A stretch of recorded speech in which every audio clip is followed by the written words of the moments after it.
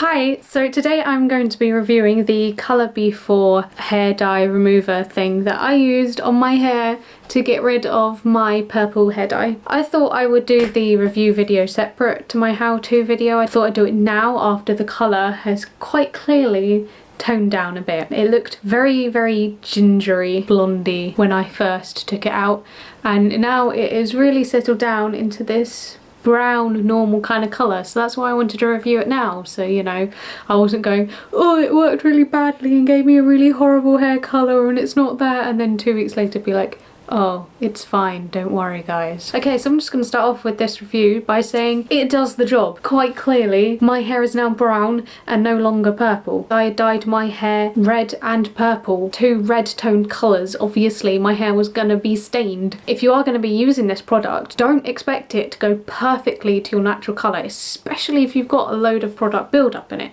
Because if you've dyed it black, it's going to be slightly dark because it will have stained your hair. That's what hair dye does, especially if you use permanent. Although it does work on semi-permanent and permanent hair dye, so you know, that's all great. You can see there was quite a bit of difference between my roots. Don't know if you can see now. Yeah, there's a bit of a difference between my roots, but it doesn't look too bad. The reason why my hair might look loads of different colours is because I did have loads of different coloured dyes in my hair. Underneath was red, and then it was all red, and then it was all purple, and before that the underneath was black, so obviously the underneath of my hair is going to be slightly darker, and I had highlights. So don't expect this to come out as a perfect colour because your hair is going to be stained by hair dye. If your hair colour isn't exactly the same as it was beforehand, that's not necessarily the product's fault. It could partially be your fault for using the product incorrectly, so make sure you do use the buffer, make sure you rinse it out for the time it says you to do, make sure that you haven't got any product build up in your hair so your hair is clean, because otherwise it won't be able to work as well because your hair is soaking up all this hairspray and God knows what else you've put in it. So the next thing I want to say is it's kind of cheap. Normally it's £9.99, which is kind of a reasonable price.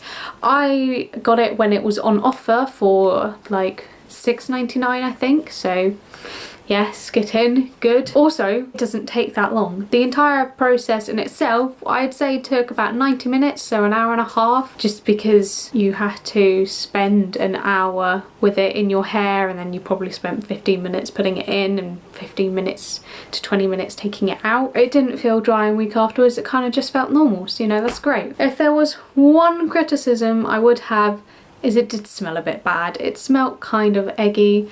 I didn't notice it, but my sister definitely did. She was like, oh my god.